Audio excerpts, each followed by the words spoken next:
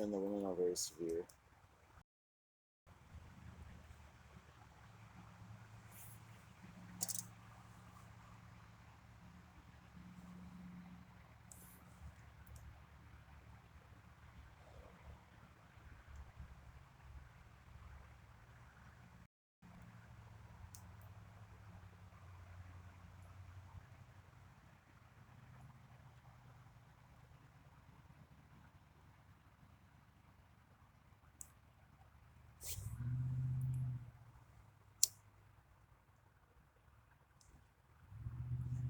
Even the children are, they're almost, the part of them is almost like they're given sort of intellectual growth hormones around here.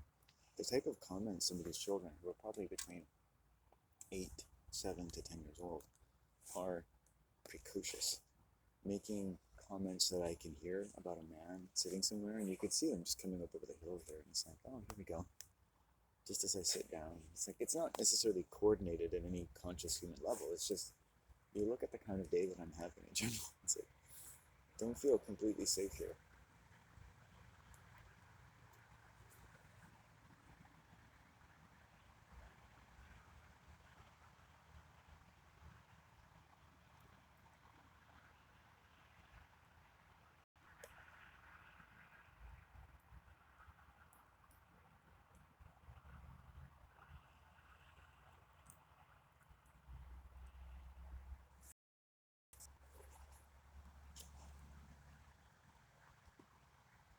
It's suspicious in a way that I think a lot of people might not find that suspicious, that it takes so much training to know the law and to be able to use it to defend yourself. There's no, law that says the law should be simple and one can use for their own defense, but it's not.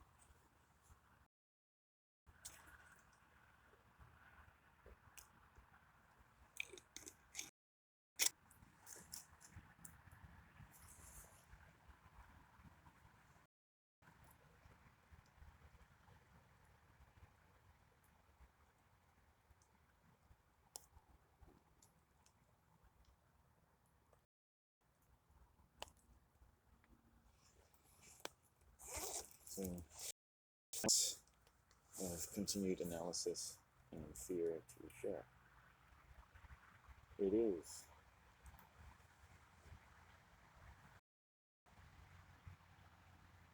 11 o'clock, which means I can get going. Have a quick more puff. This is actually my first cigarette of the day.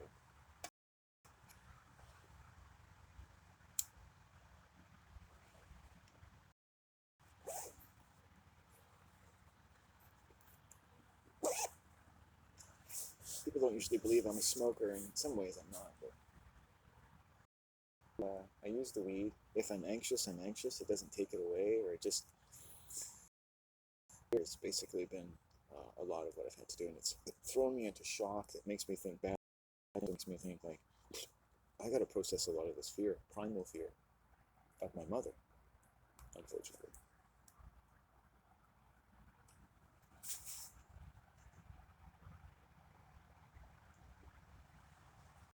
And it's that at that level that will help with dealing with the insults around me, which are commensurate with people being afraid of their mothers.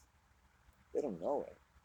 You know, you can train a dog in ways that could have made that dog afraid of the owner, except that they've lost the ability to be afraid. Just like your emotions as a child can be molded, your brain can be molded, and you don't ever have to think that you were afraid, even if your brain as a child was afraid all of the time.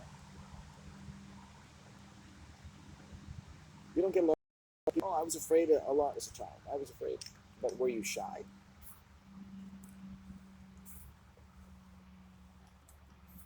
I have to get going. But this is good. Okay. We'll do a quick little stretch and then we'll be on our way.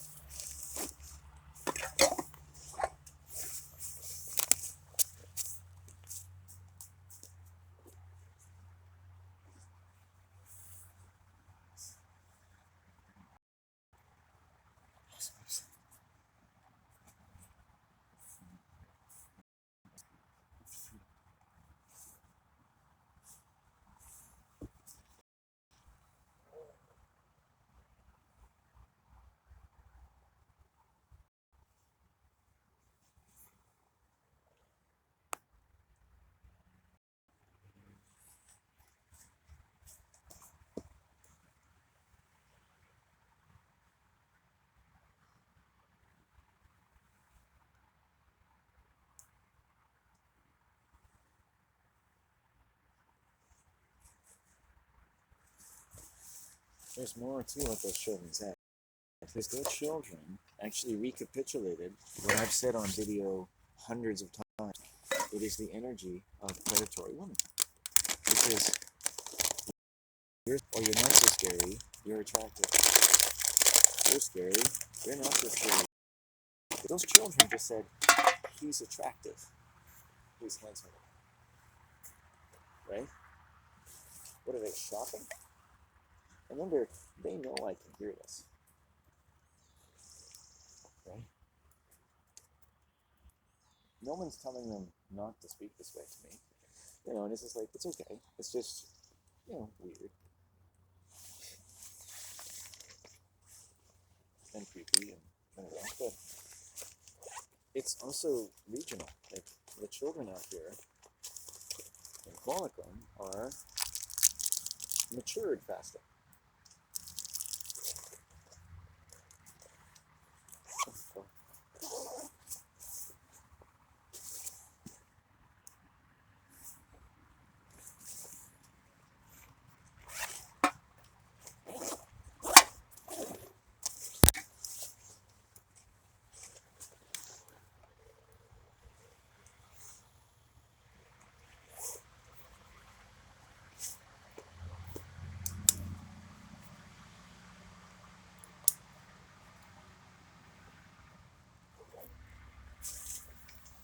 So,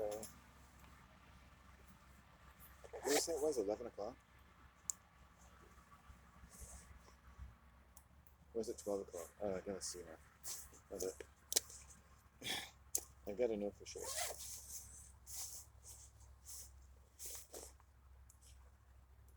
Yeah, 11 o'clock. Okay. So I'm ahead of schedule. Good. Let's keep it that way. I don't want to miss my mom. I'm not even sure if she's going to pick me up, so.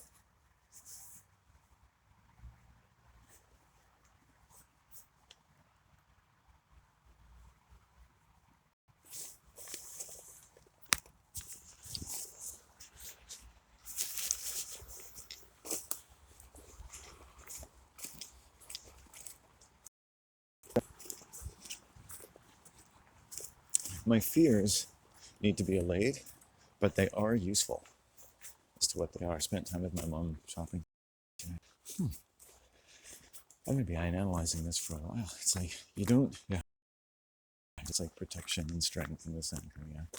Number 3 again. This is good, okay. Nature sends me strong. Strong, it's alright.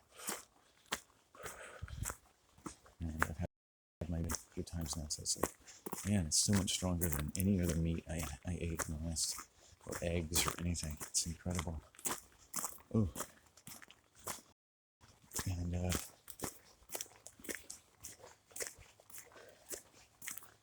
And the process, you don't like to admit you're afraid.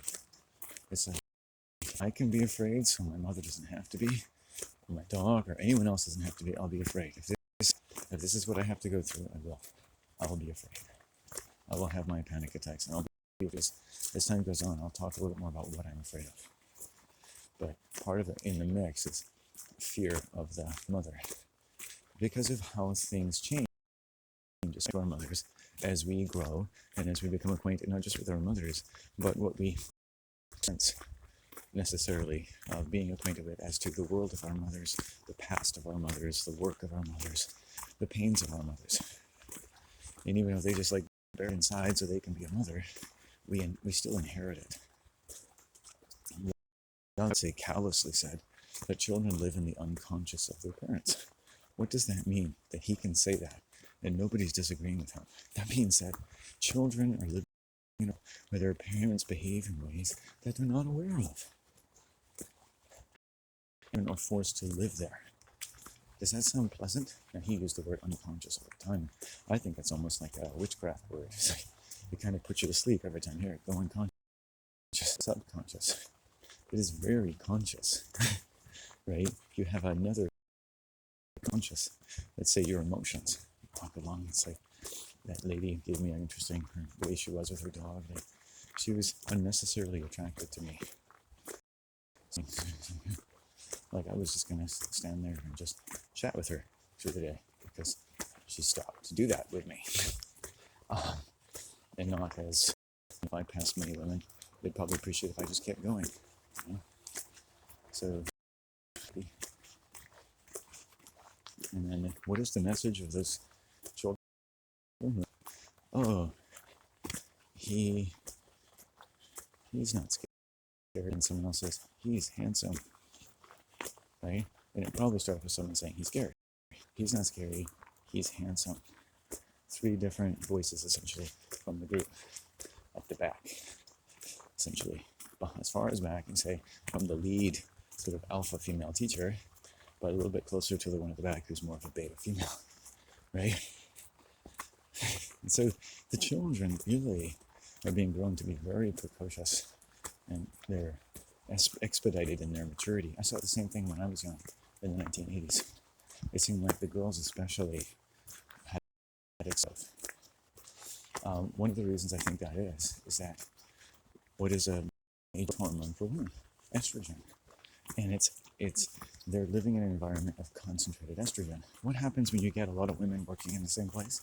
When you get all that concentrated estrogen, they start having moon times at the same time, but they start becoming aggressive. I came into a bank once, it was all empty, but there was 3 or 4 female tellers of white, 29, 30 years of age. And the one teller, the one that I unfortunately came to, started flirting with me, although I would say more like sexually harassing me. And I won't go into details, and I left.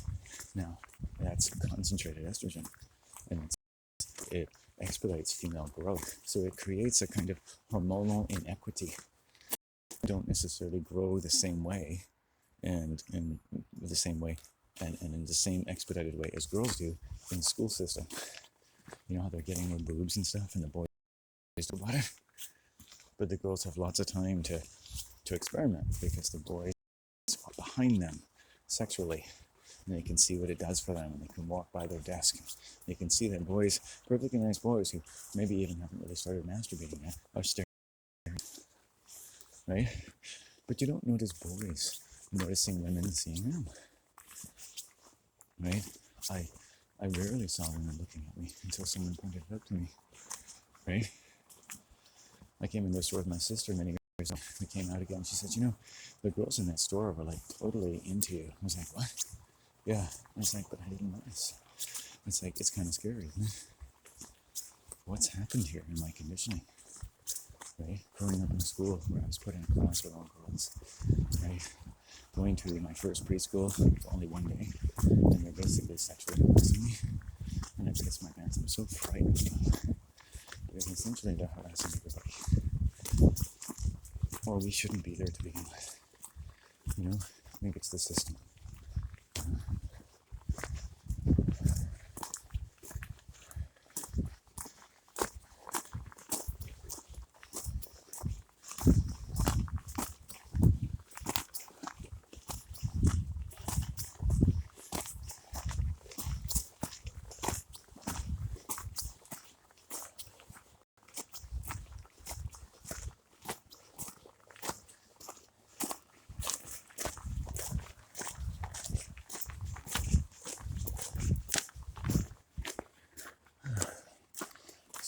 Now, after the sun came out, now the sun's gone, and the world is filled with mist and like an evil fog coming in off the ocean. Right? Clouds have moved in. Now you see lots of chemtrail-like looking to the clouds. And one of the reasons I think it's chemtrail looking is because of the electromagnetic forces that are used to create cloud cover. I think to keep these places covered in cloud.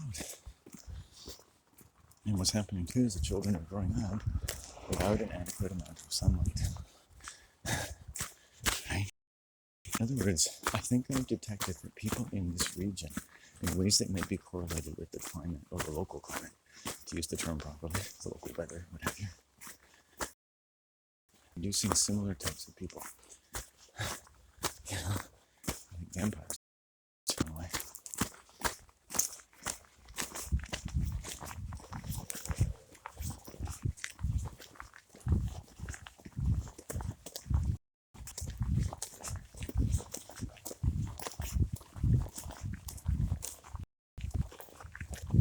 girls, and I think maybe a boy in there somewhere who's saying he's scary, he's not scary, and he's handsome in different successions. We're giving a that I've gotten from women from my life. Scary, not scary, attractive. And at some point goes back to some other one. Right? That I think a lot of women who I find predatory themselves have been abused to the point that they will just lower their own boundaries in rapid succession against their own, right? Whereas other women, I find, will put up more boundaries than are necessary. They're just immediately aggressive. Others will come close to me, lower their inhibitions, and at the same time become aggressive with me in a way that they think is remarkable, and I should be thankful, right? These are the different types of profiles. I don't think what makes me lonely or scared is not that my mother, may not be here one day, or what makes me scared is that my mother doesn't understand how that feels to me, like from other women, and how that kind of separates me from my mother. And that's what I need. You start with fear, primal fear of your mother, and it's connected to fear from women that seems to separate me from my mother. To treat me as blood is not in fact that of a woman, because when these women treat me this way, they're not treating me should as a child of my mother. It's almost like having my mother should be able to preserve me from such behavior. That you had a mother to preserve you from behavior, but it doesn't. It seems to encourage it, right? Like something you're not just feeding on from me, but my mother. And I've discovered this week that if you aggress it to my mother, put it to me. Most of my mother's female acquaintance are aggressive females. I plan on talking to her about this when the time presents itself. It's not the right time for that. I'm not in the right frame of mind, but I just explained to her a little bit like how a lot of the women she knows in building are very aggressive and in some respects very unbalanced people that are really not like her and like to do all the talking in my relationship to the point that she can get a message from someone that just says, "Hey Lori, I'll call back. Why have I heard from you?" Right?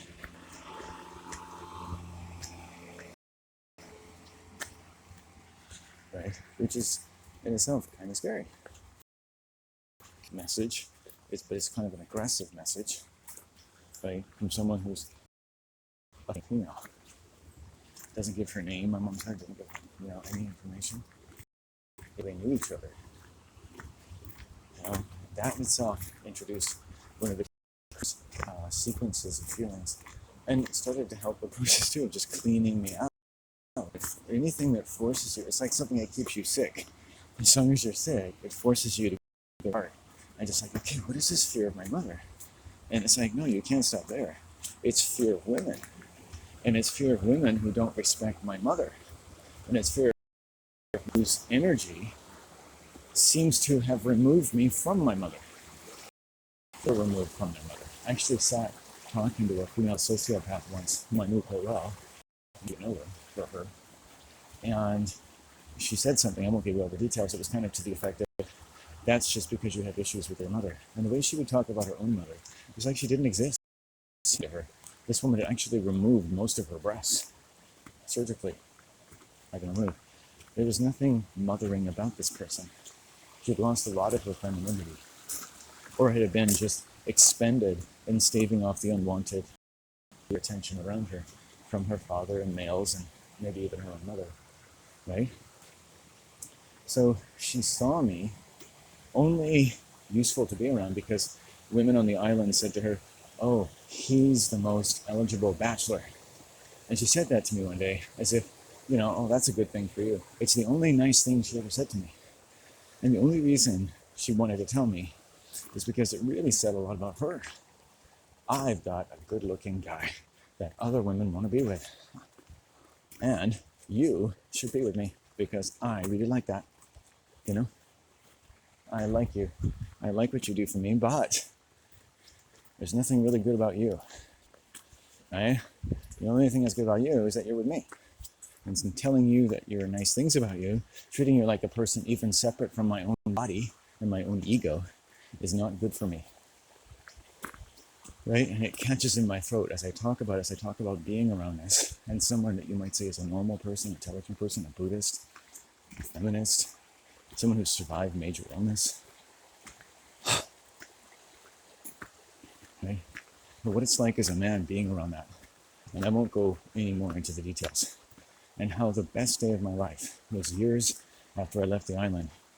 She saw me through a room, across a room, a building, looked at me as though she wanted to interact again. And I just blankly looked away, which is kind of the animal of saying, like, I'm not interested in the least. And you know, she left me alone. And that was the first thing ever since I met her that she ever really heard that came from me. It was the first time she ever honored my boundaries since the first day I met her, when it was all about her all of the time and what she had done and what she was doing. And in the end, whatever she could get from me or teach me about, right? And these people don't know anything about sex, right? And a succession of women that I knew on that island for any length of time, say 3 or 4 in particular, without a doubt, if they're teachers of anything, just how scared you should be of women and how easily, unless you've built up a good strategy to deal with them, they can completely eliminate you and your mother from their consideration. And now think why they might do that and how they've built their strategies around needing to do that. What would be the opposite?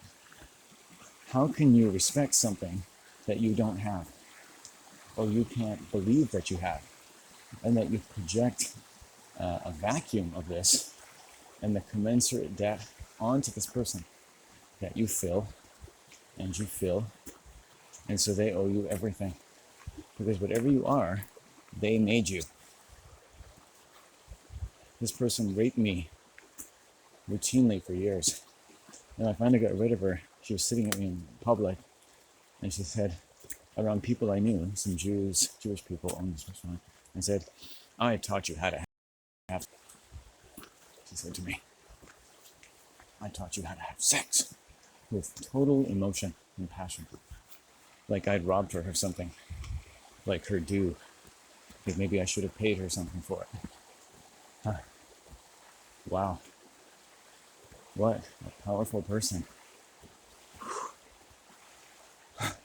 Even as I say it, the fear courses through me. I literally feel like numb. You know, and a bit of that is the marijuana. And it's like, I let this person touch me. Let this person be in the same bed with me. Or they always made sure that we were in her house. And she'd make me walk home. Every time. Right? It's all about her. And it's so scary. And it brings up, you know, and the first thing this world did is separate me from my mother. And made her sick on top of it, which separated me from my mother. Left her with very painful wounds from the C-section and separated me from my mother. Something my mother says to me very truthfully. She said, Landon, of all my children, you were the most to me when you were young. We used to laugh how you'd hold on to my leg, or I would laugh. It's just something that sticks with her. It doesn't mean to be cruel. It's just, and it's like, why wouldn't I? Why wouldn't I, Mom? You know, I don't tell her this, but it's like, you know, this world has tried to separate us from you, from me. My siblings live with that. Whenever we deal with in our families, we live, I feel like nature has filled me with this problem. Nature has given me experiences to stimulate this fear in my blood. It's a primal fear. It's a fear of society. I'd like to start a society for the natural fear of society. You know, like it's okay to be afraid of the world. And cool, sure, there's people that take it to, you know, maybe you start talk on that subject. I'm sure there's nobody who has opinions like mine who I would even want to be around. it's such a volatile subject. What humans do with primal often makes us the most difficult to be around, right? So you can start an organization and invite people who feel primal fear of society, but maybe there's a way just to say it, give us all a little relief. Like, it's okay to be afraid. And if I'm going through shock, which I am today, as I do, I'm just like, have a good day. It's like, what do you do? It's like, I don't tell her. It's like, well, I go through shock. One day she said to me, do you want to tell me how you're feeling? And it's like, no, it's all right. And another time, what she's saying is, I'm saying, oh, it's like, I have panic attacks every day. It's like, oh, what about? I don't want to talk about it. There's just too much primal fear, and I don't want to upset her. It's like, lots of things, Mom.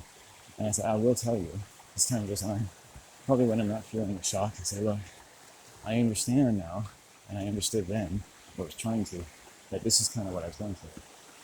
I want to maybe, even day after day, and your system can actually build strength over time.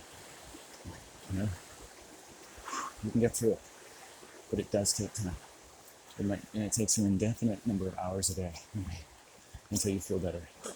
Some people probably end up smoking cigarettes all day until they eventually smoke one and go, oh, okay, it's time for bed. If you're clinically depressed, you might just drink coffee and smoke cigarettes all day. Why? You're just waiting for that perfect cigarette, right? You're still alive, but something has creeped into your life which has taken a lot of that life away. And the only mitigating factor is that you can't control it. Your body just said, don't worry, don't even try to control it. We don't have enough serotonin, we don't have enough adrenaline, we don't have enough endorphins to make up for this. But don't be scared. You'll get through it one day. And don't be scared that there's no help or therapy. There's no one who really understands, because it's just such a prevalent issue. Yours is an artifact, a powerful one. But some of the things that are most real in this world are painful. Some of the things that are most real about why there's violence are painful things to our minds to even contemplate having endured. And we're so good at it. You see, as children and as humans, we're so good at accommodating pain, right? Somebody must have seen this, somebody unscrupulous, and contrived to make a world that would maximize the ability to exploit our ability to be exploited. But only if it was grotesque enough, so that if anyone ever tried to figure it out, they'd have to be really smart and really crazy, and no one would understand them. Right? Because it was scary to think about. But also, we're speaking in abstract terms. You would say, it's conspiracy, it's paranoia, it's abstract. Yes, these are concepts and words. They are filled with my own emotions and fear. They gain a persuasive effect on myself, or theoretically someone else, because of precisely those things and no more. Fear, abstract thoughts and words and sounds. And it's not for me to say, oh yes, I know where this comes from, but that I hope wherever it comes from, it will stop, and the well will run dry. It'll all be over, and I'll be left breathing. I'm a better person, my heart will feel stronger, and another sun will come out of my chest, and I'll feel okay, ready for the next challenge. And my mother will live longer, and I will live longer, and my dog will live longer. And it's many days and many years I've walked out here, and I tackle many things, but I say nothing so awful and violent that has touched my heart for hours a day. That when I came home last night, I felt it still, and I told myself, you're going to have a great sleep tonight, and I did. I found a way to relax, and beautiful, good dreams, most part, deep dreams, maybe owing partially to the time of year, and but things that are just really touching. Don't worry if you have really bad nightmares. You might think, oh my God, the best thing you could have is nightmares, because it's whipping off fear, or they're doing something, however negative, that is there to help come out of shock, right? It's not like in films where the Normans come and sack and rape your village, okay? right? The things that should make us scared are the things that we can imagine that are humans, that are surreal by their very nature, because anything against the human mind, right, that human beings are very good at dealing with, is the only way you're going to find it is in abstract orders that also links to lengths that you might not be able to reach unless you were as scared as I am. Or you could imagine how someone could be that scared, that they would go to these lengths to imagine such and such an evil to the world, right? Even if you didn't agree with any of all of those things, or you agreed with some of them, or you agreed with them on a conceptual basis or theoretical basis, that someone could think such and such a thing, because it could at least comprehend something incredibly dangerous, if not precisely what this person was indicating. Say you were a therapist, and you were listening to me, and you took time, maybe days, weeks, and years to listen to me, and say, Lennon is a very thoughtful man who experiences such an incredible array of deep emotions, which by his own recognition have become increasingly troubling over the last few years, and never to be unrelated from circumstances which can quite justify disturbing the human mind, as he knows full well, and credits himself with doing as well as he does. Because many people do a lot worse, who have experienced a lot less. End note. Now, if you had a therapist like that, right, that would be a new dawning day on the earth, wouldn't it? Just start to imagine what kind of psychologist that would be. Okay? Maybe someone like me. Right? Except I'm not the psychologist that you pay and we sit in an office. I'm the psychologist you listen to, because like in some stray book in some dark little modern church somewhere, you found a little volume called this video.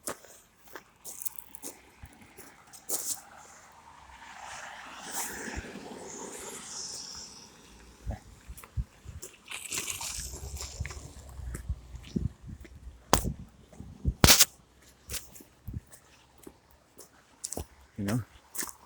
And the factor is that I don't know you, you don't know me, and